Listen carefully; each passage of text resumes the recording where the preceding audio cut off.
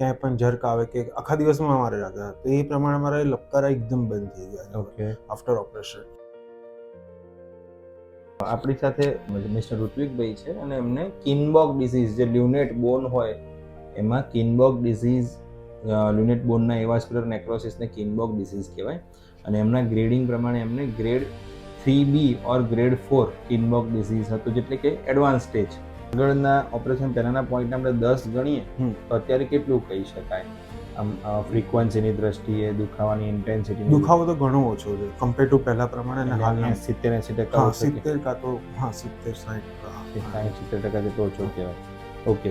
અને રૂટીન કામો કરવામાં એ તો એકદમ ઇઝીલી થઈ જાય. ઓકે. અચ્છા, ઓપરેશન પહેલા પણ કમ્પ્યુટર વર્ક તો હશે જ ને? હા. ઓપરેશન પહેલા કેટલું કમ્પ્યુટર વર્ક એ કરતા જ હતા કન્ટિન્યુ? ના, એ કમ્પ્યુટર પહેલા એટલું જ હતું પણ મેં કીધું ને કે મારે એ તો સતત દુખાવો ચાલુ છે. દુખાવા સાથે કરતા હતા? હા, દુખાવા સાથે.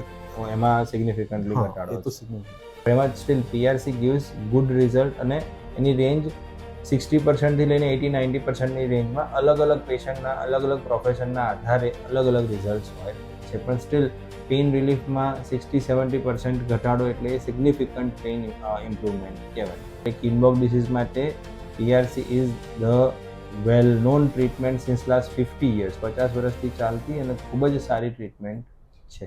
Thank you.